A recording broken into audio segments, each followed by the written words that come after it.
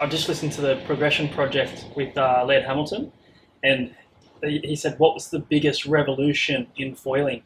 And Laird said, when Alex Aguera made the first GoFoil and you flew to one of the other islands and you gave it to him, and you come back, he said, what's your feedback? He goes, the good news is it's really good, and the bad news is you're not getting it back. So I guess anyone who's riding a foil these days, this guy is who you need to thank.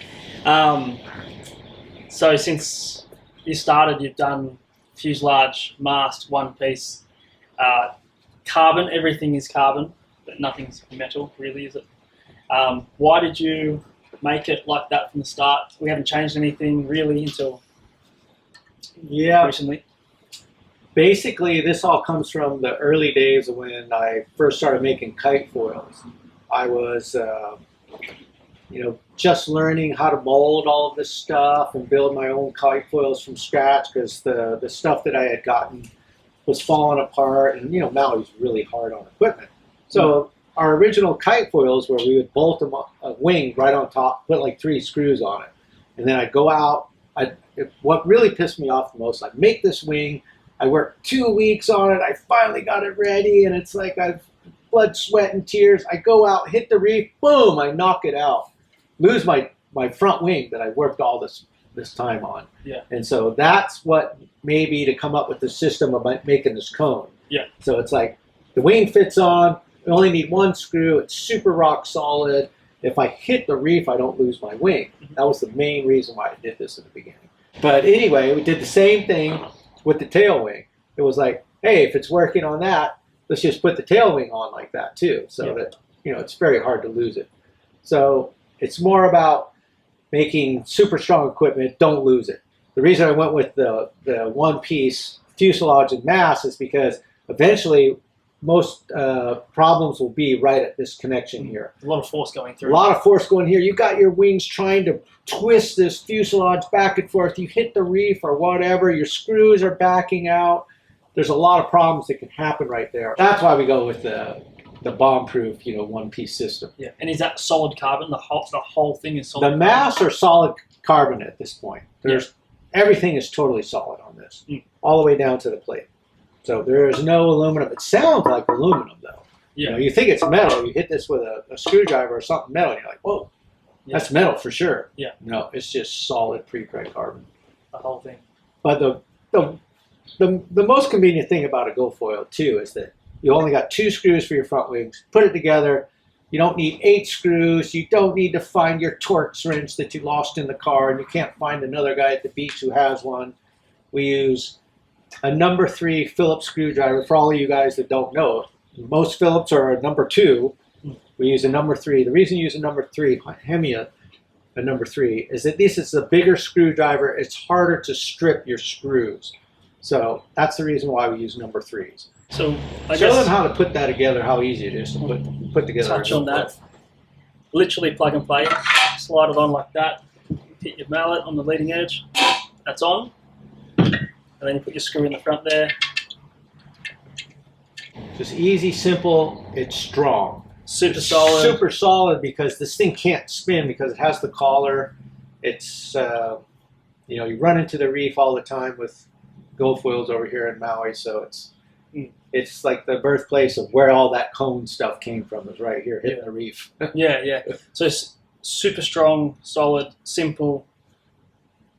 Plus this pitch here, you don't have to worry about this pitch anymore. With having a fixed tail like this, the pitch is already set for you. All you have to think about is, I don't have enough lift, I move my mast forward in my box. If I have too much lift, just move your mast back in your box. Another thing I just thought about was someone will argue, well, you can't change your fuselage length.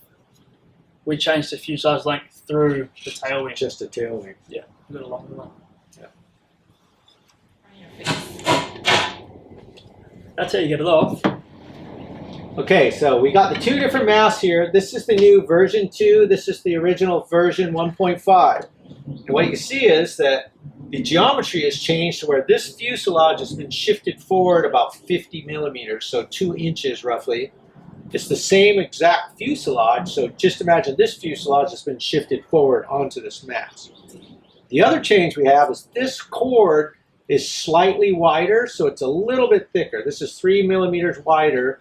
So with the actual width, will stiffen up your mast a little bit, both sideways and in twisting.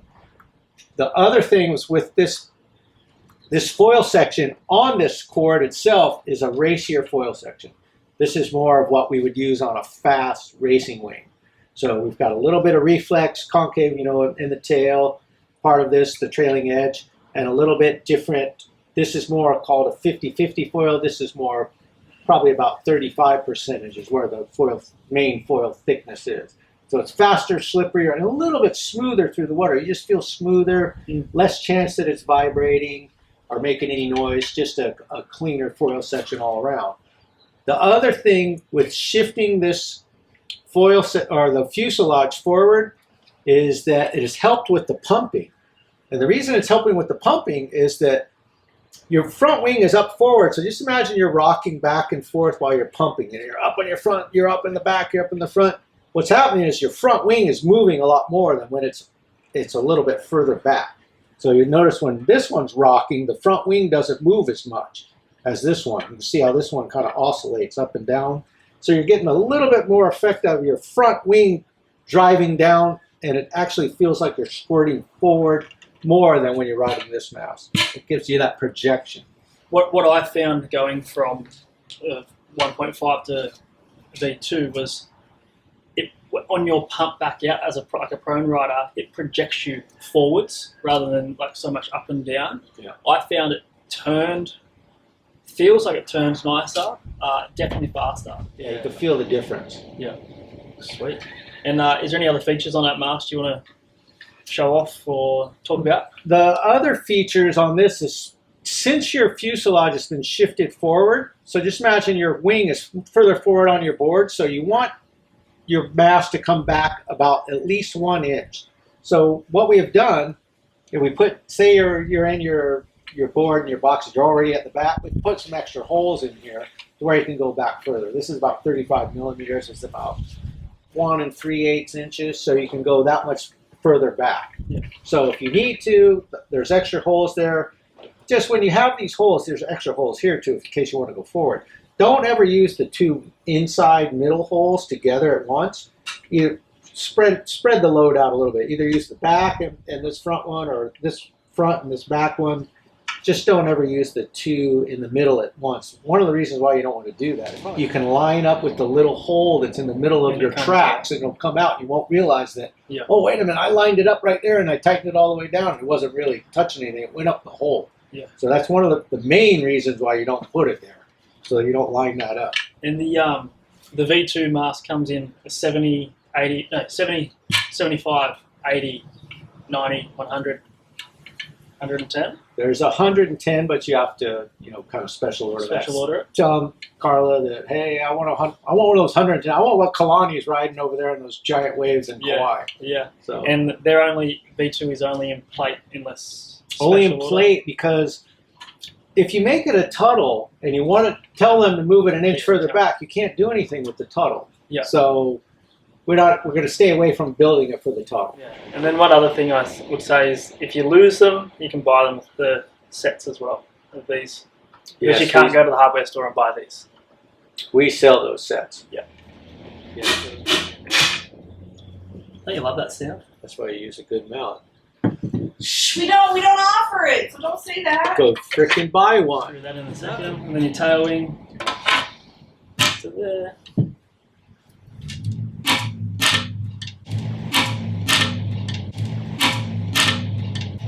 Just like that. And that's it. It's just so easy.